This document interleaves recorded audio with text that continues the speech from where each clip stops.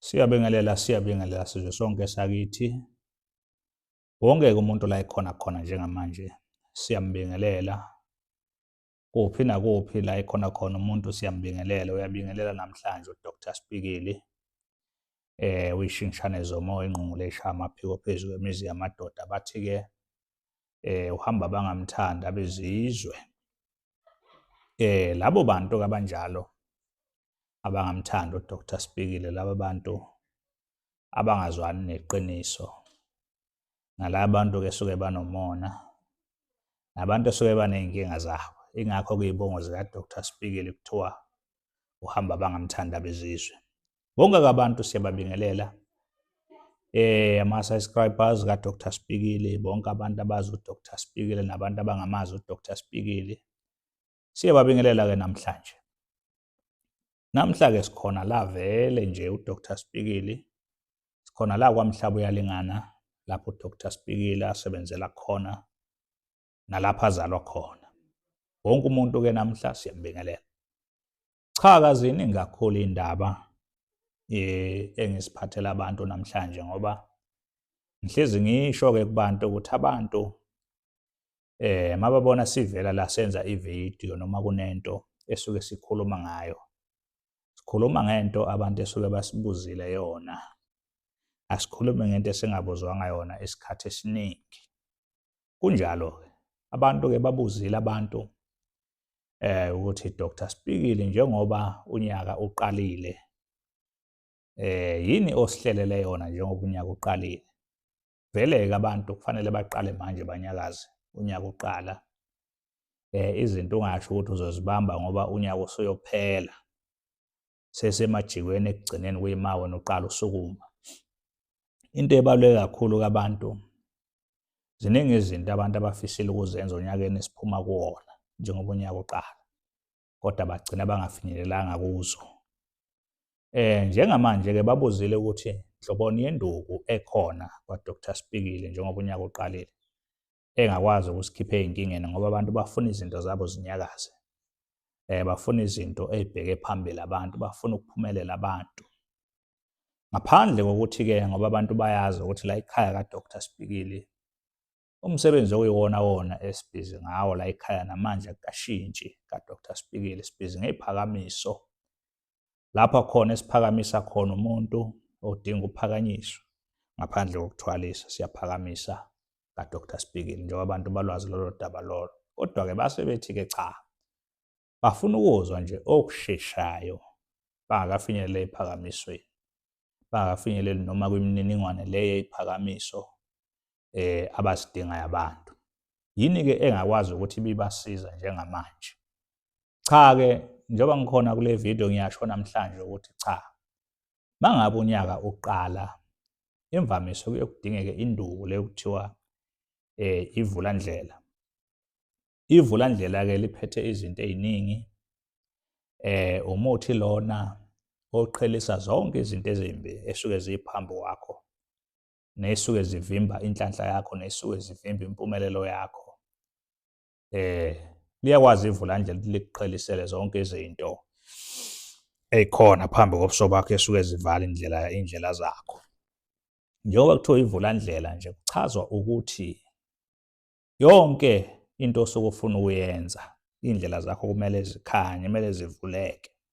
Noma ngabe kuthiwa kukhona abantu esuke bama endleleni yakho, noma bekuvala, noma bekuthakatha, noma benzani, noma ngathiwa kukhona inkinga ekhona edlozeni lakho, noma ngathiwa kukhona isipukwe, noma amanzi amnyama osuke wena waphehlelwa wona ukuthi ungaphumeleli noma kuney'bopho ey'khona. Kodwa-ke uma usuphethe ivulandlela, ziyakwazi into zakho ukuthi zivuleke zonke zibe nokukhanya. Lento ofisa ukuthi yenzeke ikwazi ukuthi iphumelele ngale ndlela ofisa ngayo. Noma ngabe ufuna ukuyoqashwa emsebenzini, abanye namhlanje nje ngikhuluma ukuthi kulo nyaka bafuna ama-promotion angazange aphumelele ngonyaka odlule. Nabanye bafuna imisebenzi, uphelele unyaka abazange baze bayithole imisebenzi. Yonke-ke leyo nto iphethwe yini na? Iphethwe yivulandlela leli-ke kumele ukuthi umuntu alithole. Zinjalo-ke iy'ndaba ziningi kakhulu. Into esiniphathela yona namhlanje, abantu abaxakekile, abafisa ukwenza izinto zabo ziphumelele kulo nyaka njengoba uqala, mabathathe ivulandlela. Kunjalo akuningi kakhulu. Uma ngabe umuntu eselithathele ivulandlela wasebenza ngalo lamvulela izinto zakhe, useyabuya-ke manje usezothatha ini? Usezothatha iphakamiso. Yilezo indaba nje ekhona usuku namhlanje ngithi abantu into engibanikeza yona mabathathe ivulandlela.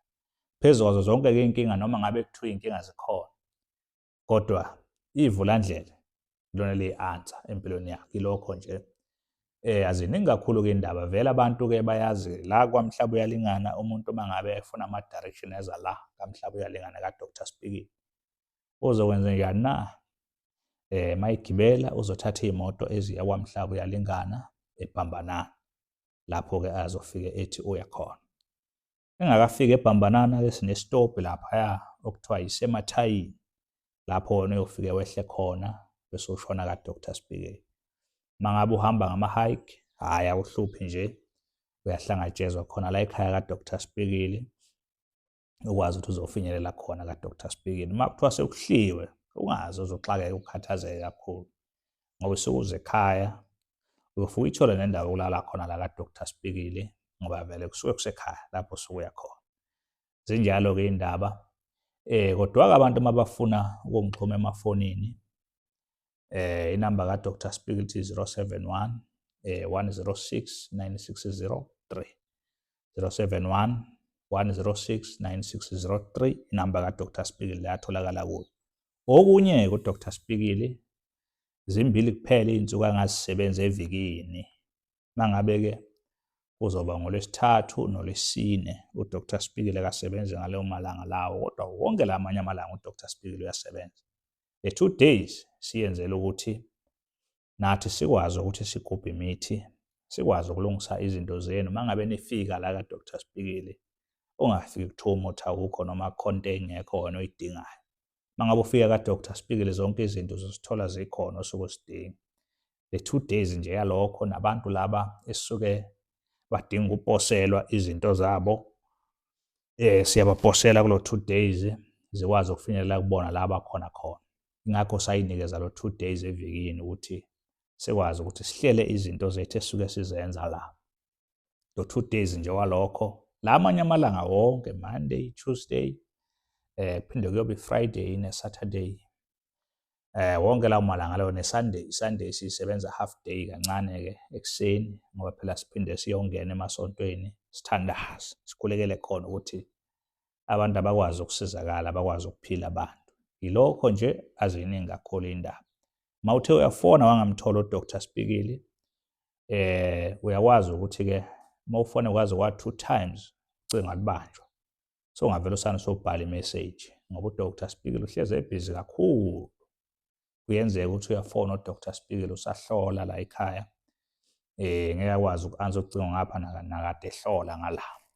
Siyakwazi-ke nathi ukuthi Dr. Spikili uhlezi enayo nje i-airtime yokuthi nawe uzokufonela, uzobuya kuwena uma ngabe ufona wangamthola.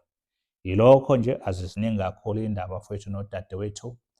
Bye-bye. Ngicela ningibambe evidweni elandelayo. Ngiyabonga.